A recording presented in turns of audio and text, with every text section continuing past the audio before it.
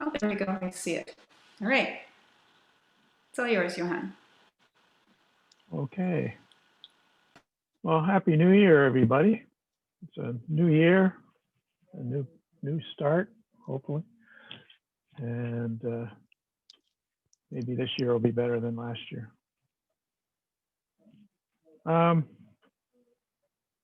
Today, I'd like to sort of kind of get to know some of you, and maybe you could say who you are and what brings you to the Course in Miracles. And maybe we can just go down the list, or who's on the video first, or whatever. I'll just pause the recordings while people are sharing that in case you want to share anything that's a little more personal or whatever. Okay.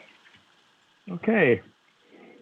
So once again, Happy New Year. And since it is a new year and it's a new opportunity to start the lessons once again, and there are daily lessons. There's 365 in the workbook for students, and you can do one every day. And if you want, and depending on how disciplined you are, to do it that way. And we talked a bit the last time about the last lessons of the course, and now we'll revisit the beginning of the workbook. It says at the beginning of the workbook, there's an introduction there, a short one. I made some points. If Becky wants to put that on. It says right at the beginning that it helps to have read the text, and it'll give you, and to do the workbook will bring it into your life to do the lessons. But it's not necessary to have read the text. It just is.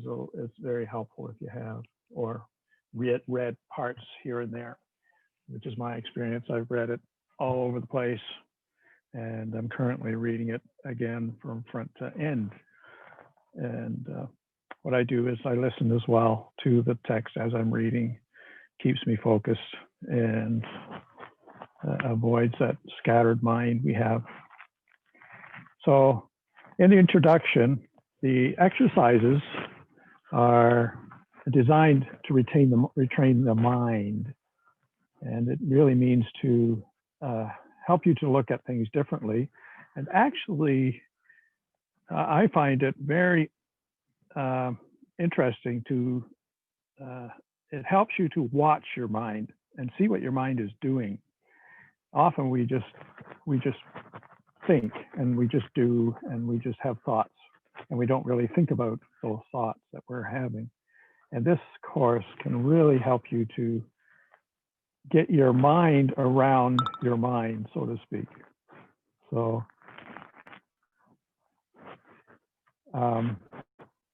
and it says to do one lesson per day, not more.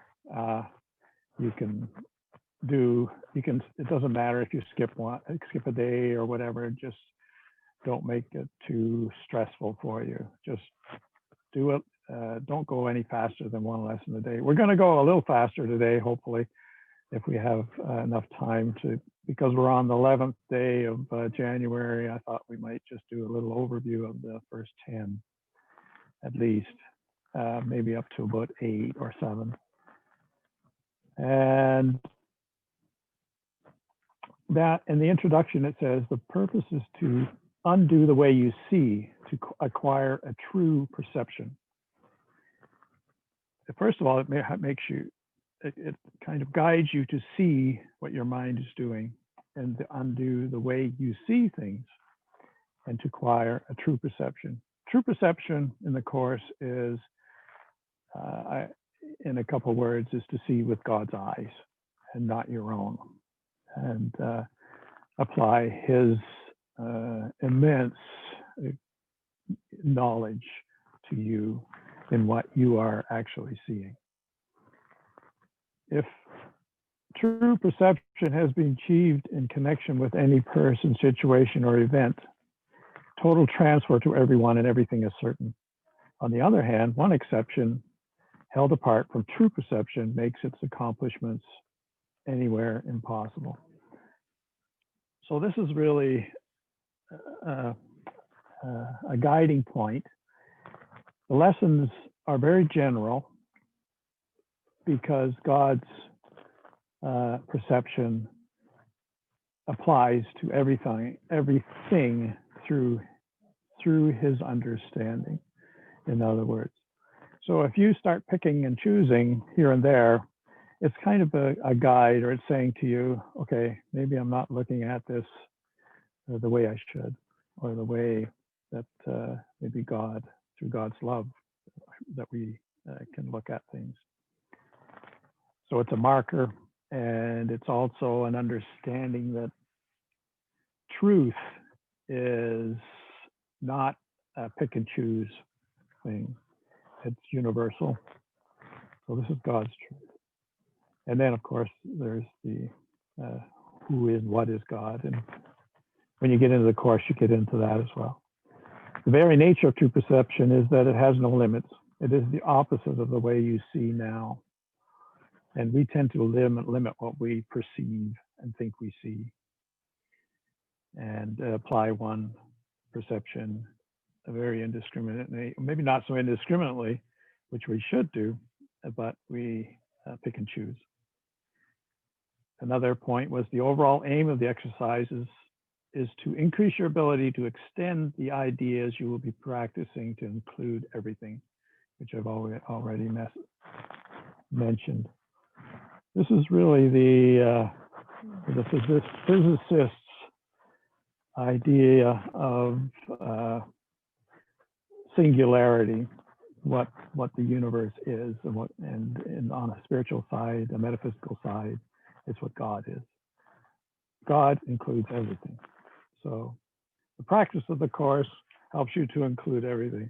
And just that idea is so awesome. It's very encouraging, and helps us to be firmly grounded, whereas instead of flying all over the place in the chaos of our imagining. You are merely asked to apply the ideas that are given in the lessons as you are directed. You're not asked to judge them. You're asked only to use them. It is their use that will give them meaning to you and will show you that they are true. So what he's asking is that you just do the lessons. Don't worry about whether you understand it. In fact, you probably won't understand what's going on. It's better not to, and let the energy of those exercises flow through you. And through that flowing through, you will gain insight and perception and understanding as well. Remember only this: you need not believe the ideas, you need not accept them, and you need not even welcome them. You need not even understand them. Some of them you may actively resist. None of this will matter or decrease their efficacy. But do not allow yourself to make exceptions in applying the ideas the workbook contains. And whatever your reactions to the ideas may be, use them. Nothing more than that is required. So be aware of what your mind says or what your thoughts say about the exercises and in the doing of them, and use those reactions or responses to learn from them. And this is what these lessons try to do for you. If you, like it says, you may actively resist and you say, I can't believe that. It just doesn't, I don't know what they're talking about. And that's something to use, to look at. And this is nothing real. These won't change the truth or the way they work for you, and to help you change the way you're looking at things. And that'll carry over into everyday life and increase your perception. It's a conscious perception in the beginning, and then later on you'll do it a little more automatically. Any thoughts or questions on that introduction to the lessons? Is there anything that stands out or for you, or that you actively resist?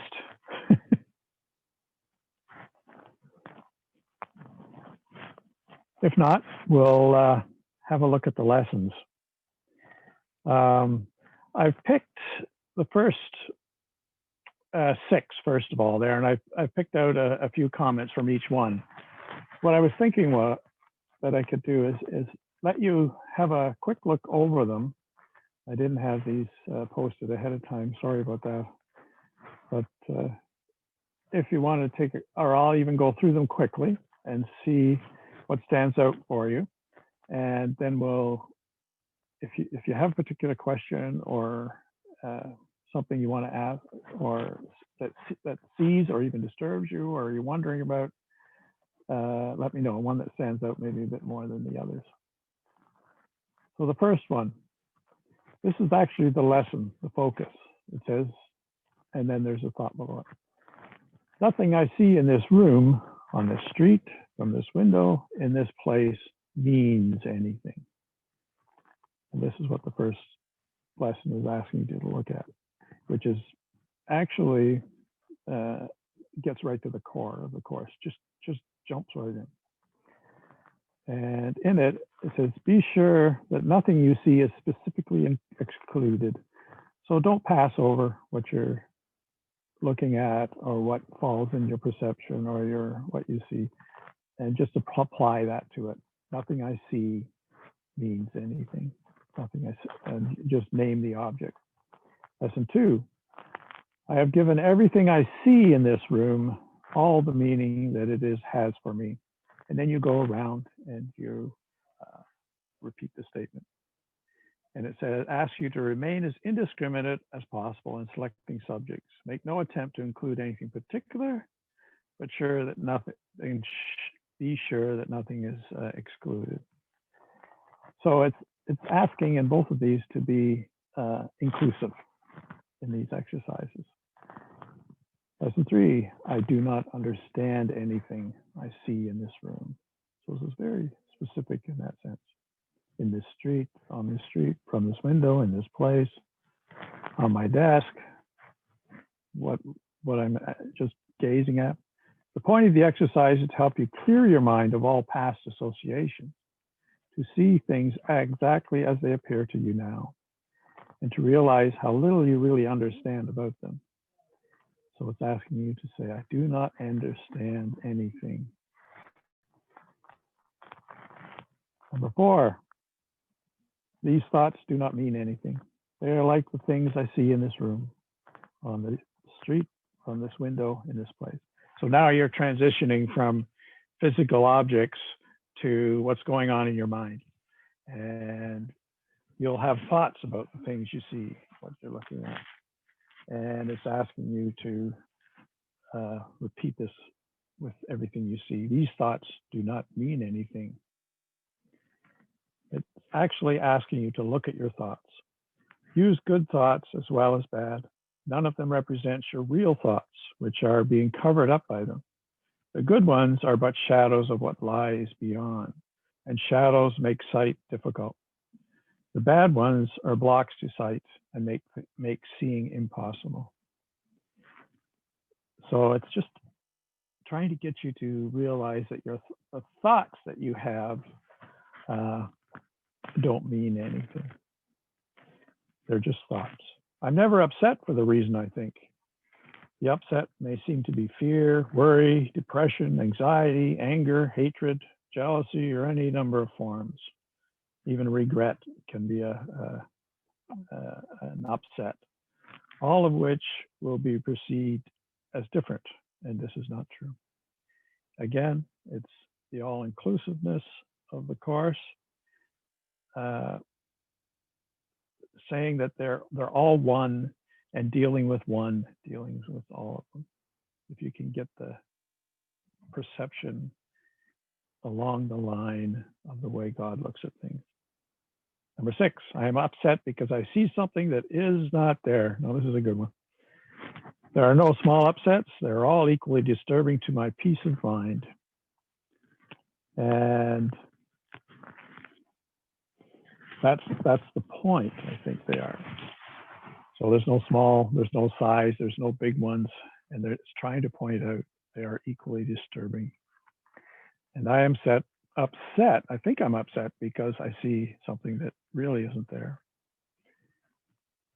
And okay, I'll pick out one that stands out for you. Maybe they all do. And maybe you're thoroughly confused now. Nothing I see in this room means anything. I have given everything I see in this room all the meaning that it has for me. I do not understand anything I see in this room. These thoughts do not mean anything. They're like the things I see in this room. I'm never upset for the reason I think, and I am upset because I see something that is not there. And that's a tricky one, because how can you see something that isn't there? How is that possible? How would you answer that question? Can you believe that?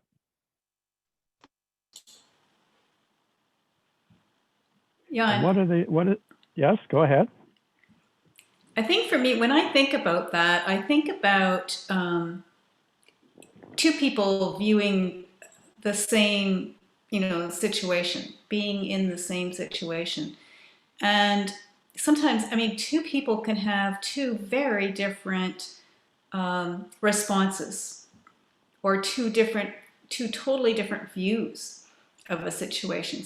One person can be like so upset about something, and somebody else can just let it roll off their back, or somebody else might be able to just laugh about it.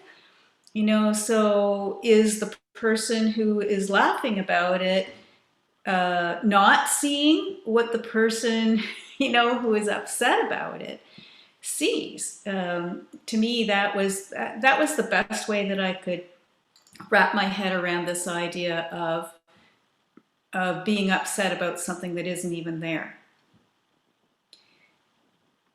And the idea that there are no small upsets, that they're all equally disturbing to my peace of mind, is really enlightening, I guess. I think, oh man, I just stubbed my toe. That's a big thing. I'm getting upset about myself, stubbing my toe. But I could be upset about something that somebody said to me that put me down, or in some way hurt me. And to see those as equal is kind of is a new thought, for me, to see them as both upsetting my peace of mind. When I think about what somebody else has said to me that upset me, I mean, that's a big thing usually for me. But if stubbing my toe or losing my keys, or whatever, is just as upsetting, I need to take them all seriously, I guess. Just a thought. Right. And what the Course is trying to point out to you is, what are you upset with? What's making you upset are your thoughts about what happened. Something happened, and that's just it. It just happened. But one person looks at it differently, or thinks they see it differently, and one may laugh, one may cry. But what is making them laugh? What is making them cry? That's their own, the thoughts they're having about it. It's their past experience. That's some of the things the lessons talks about too. And exactly, that's the next lesson. You bring everything to what you see through your thoughts. And that's what the Course is trying to point out to you. You're not upset for the thing because of what you think. You think of you're upset because of what you see that's affecting you externally, and it's the other way around. You're upset because of what you're thinking about those things. And you can always ask yourself, what if I don't think that thought? Would I still be upset? And that's a good thing to keep in mind when you're in those things, except you're usually not aware that's what's happening. And the course is trying to retrain your mind to get, so it says,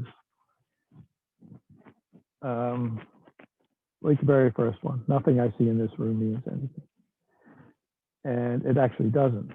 You give it all the meaning that it has. That's the second lesson. And those are your thoughts about it. And then it goes into your understanding of those things as well. All those understandings are your thoughts, not what it is. I don't know if that helps that or explains that a little bit further, but if you go through these exercises, and they don't ask very much time in the beginning, 5 or 10 minutes at the most, it's just a way of getting your mind reoriented to how the course presents ideas and thoughts, which are usually almost a complete turnaround on how we think about things normally, or on the world plane, which they call an illusion as well, because of what we think about it.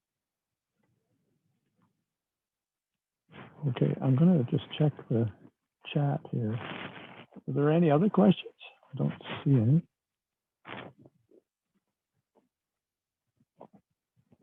Are we all on the same page? Okay. Lesson 7. I wrote it out in its entirety here because I thought it reviews what the first 6 lessons say. And it talks about, I see only the past. And that's what I mentioned just briefly there.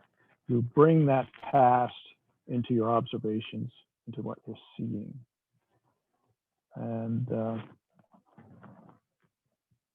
this is particularly difficult to believe at first, yet it is the rationale of all the preceding ones. You're looking into the past, or you're using past experience and observations or perceptions of the way things are to see what you're seeing right now. And it'll go into explaining what that means a bit. And it says, this is the reason why nothing that you see means anything. Because you're looking into the past. It is the reason why you have given everything you see all the meaning that it has for you. That one's a pretty easy one to figure out. It is the reason why you do not understand anything you see, because you're looking into the past. It's not right here, right now. It is the reason why your thoughts do not mean anything and why they're like the things you see. It's your thoughts actually do not mean anything and why they are like the things you see, which don't have any meaning as well. Those thoughts do not have any meaning either. It is the reason why you're never upset for the reason you think. It is the reason why you're upset because you see something that is not there. And it's very much entwined with thoughts and what you think you perceive. It comes from within. It's not coming from without. And if you can change your mind about something or see with different eyes, it'll make a world of difference on how you live your life.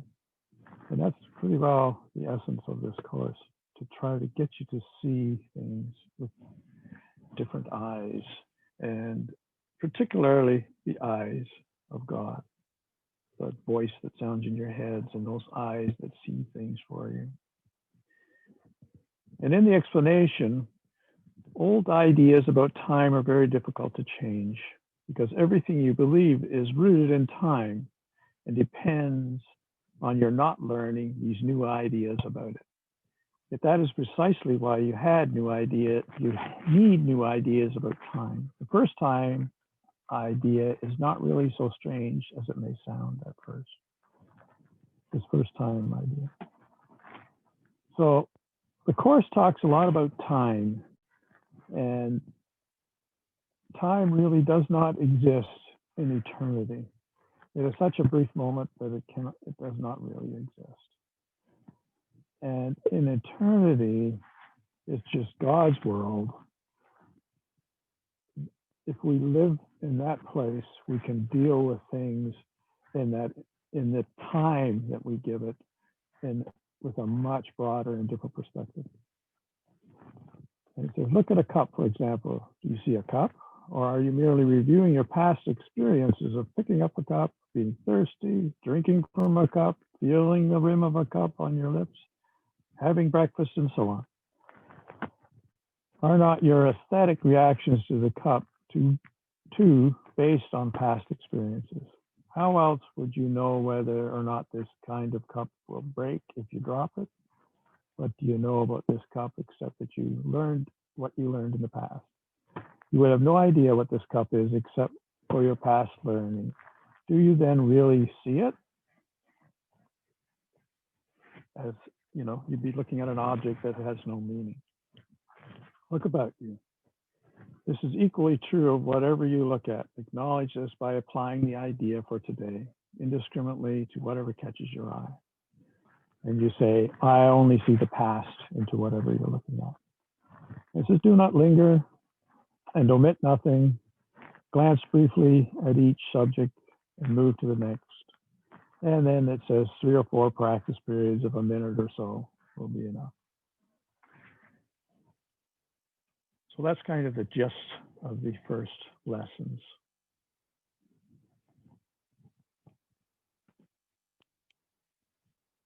So we're throwing a lot of concepts in here about thoughts, way of seeing, perceptions.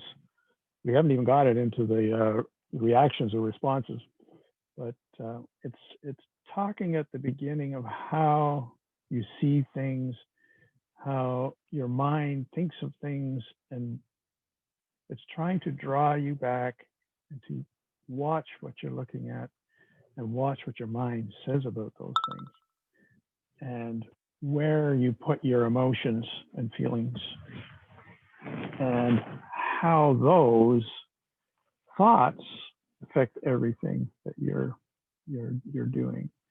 And then you take another step back and you start thinking about those thoughts.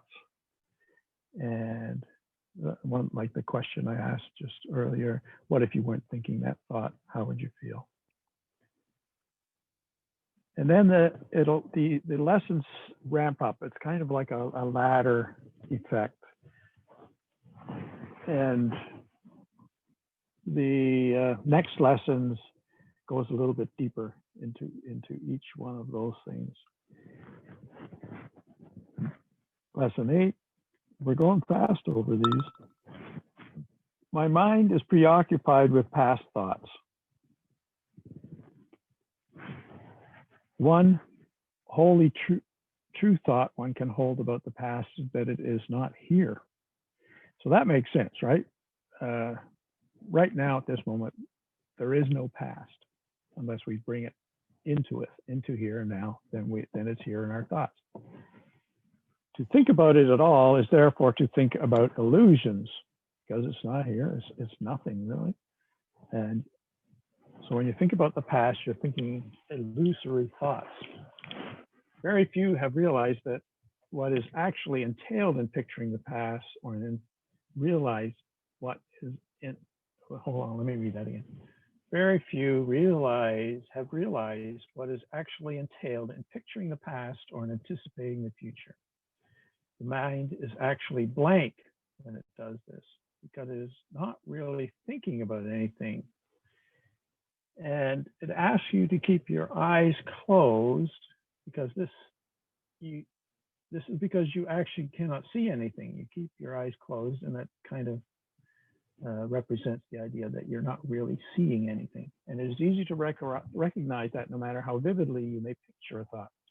You are not really seeing anything. I think I repeated that word, see.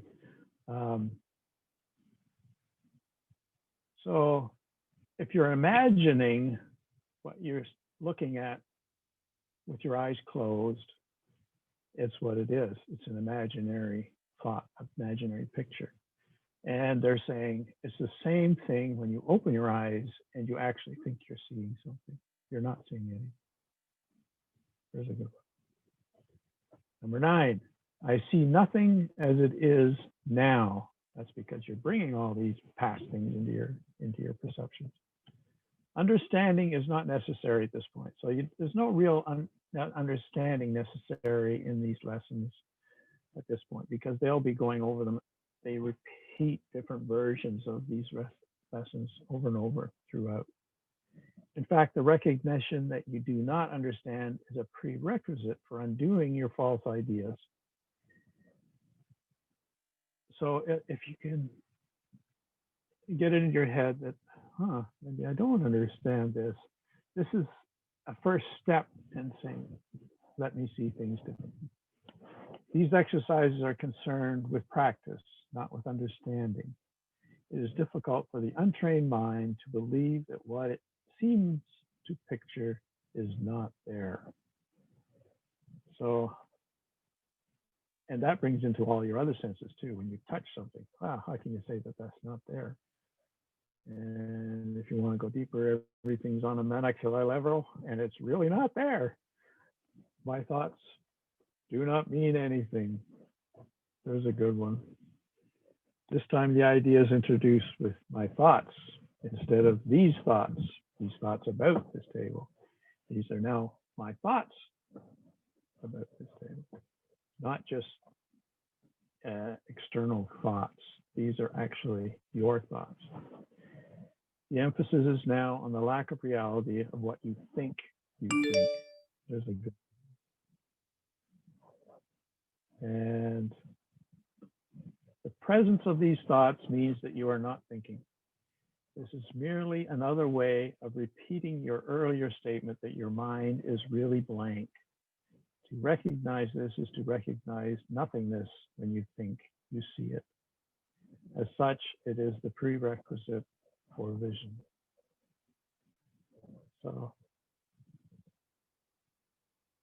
on that blank slate that the Course is trying to get you to be aware of through wiping it clean, then you gain an insight or a vision of what God is trying to teach you about miracles, about his love, his compassion, his understanding from his broad cosmological everything perspective.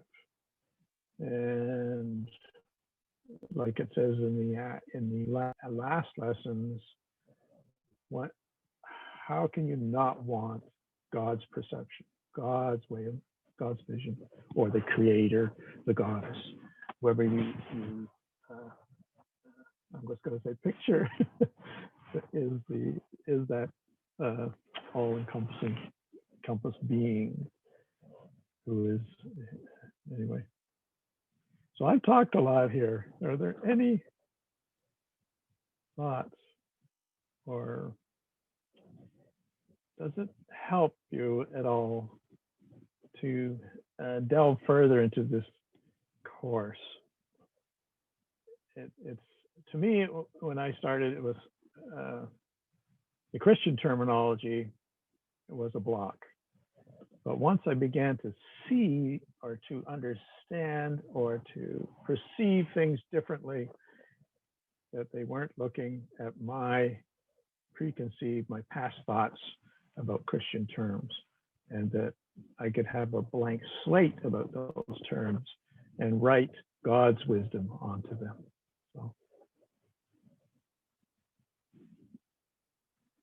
any questions or thoughts? I don't know if there's anybody written anything down, or we lost it again.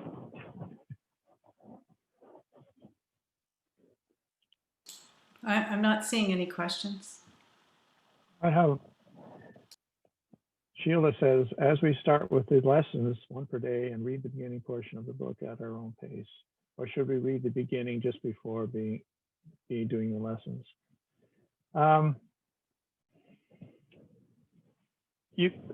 Yeah, one per day would be fine. You don't have to do one per day, but and the beginning portion of the book, the Course in Miracles Society puts out a daily lesson that you can get in your email, and you can actually read pretty well the whole book as you do the lessons. They'll give you, they start at the beginning of the year, and they'll go from chapter 1 all the way through to the end of the year, giving you textual readings along with the lessons.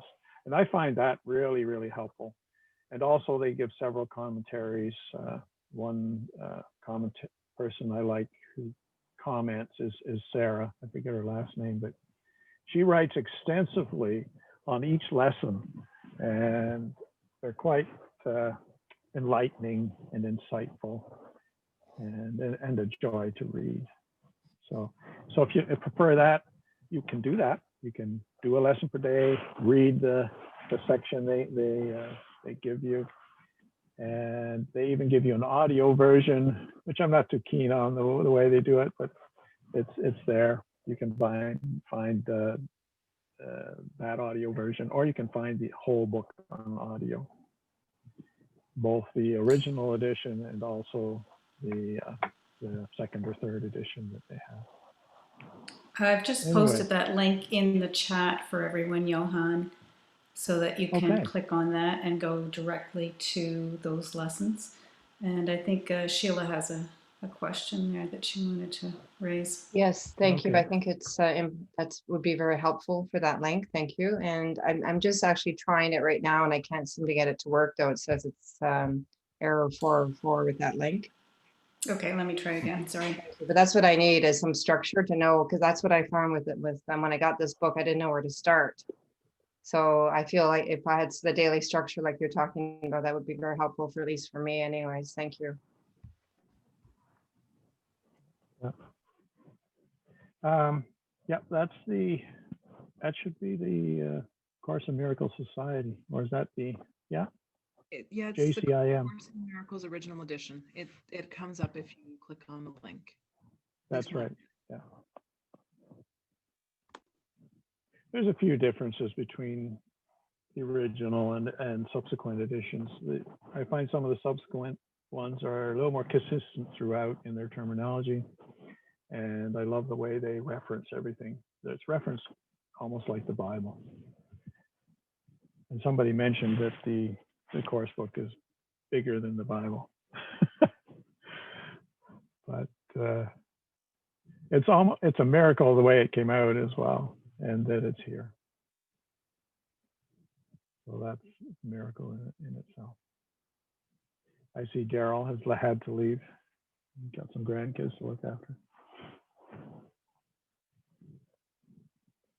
Any other questions or thoughts?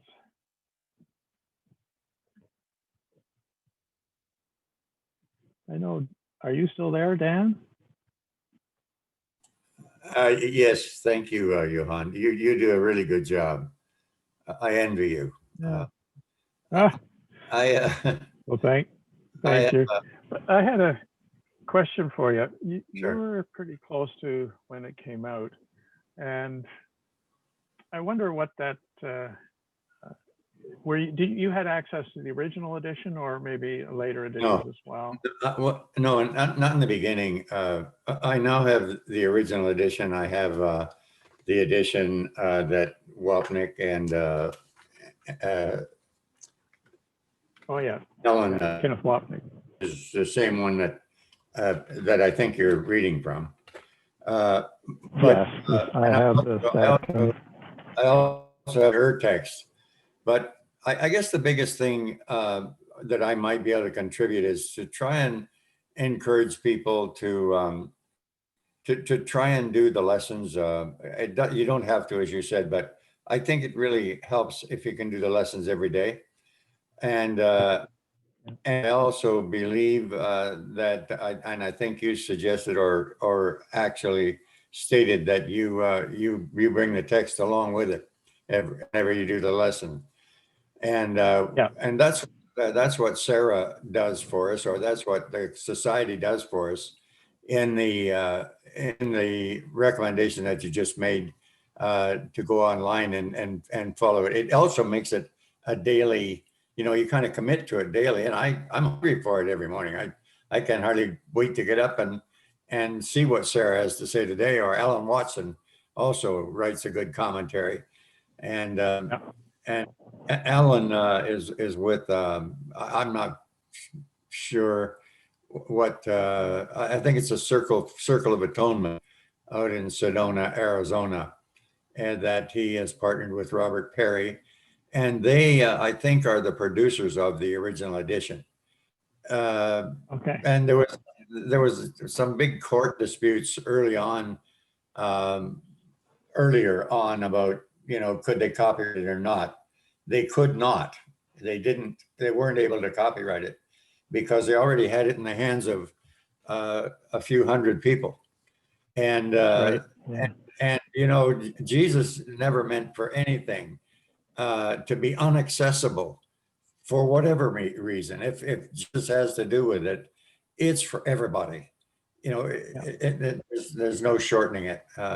You'll be sorry you asked me anything because I tend to go on and on. So Yeah. I don't mean to do that. I really That's okay. respect. I really I know the respect who you feeling. and what you do, and I admire you for the courage to do it. It's a tough course to get, and I don't really know why that is, but Jesus tells us in the Bible that that his teaching is so simple that it will confound the minds of the wise, and largely the Bible has done that. I think, a lot of, at least for a lot of religious organizations, and sometimes I think including our own or my own. And so I'm grateful for the course because it gets us beyond religion. It takes us into the real world of the kingdom of heaven. It's there, as Jesus said it was, if we're searching for it. And that was one of his simple instructions was first seek ye first the kingdom and all its righteousness. And if we could just do that every day, we wouldn't need this written book. We'd all have it laid out.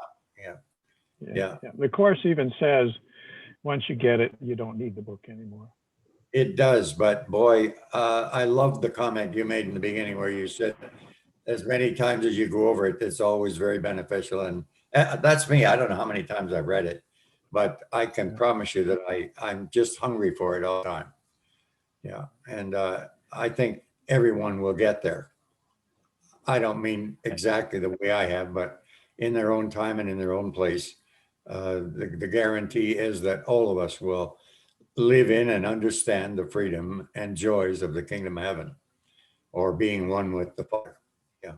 And being in the kingdom, so to speak. Yeah. Yes, exactly. It also is very clarifying for me. Like once I've read the book or got into the course, and I saw the Bible with new eyes, and it didn't trigger me so much anymore, and I could start to see Jesus' message there, and kind of get it from the Bible. It's sometimes very obscure, but it's there. And sometimes if you look at it differently, it comes clear.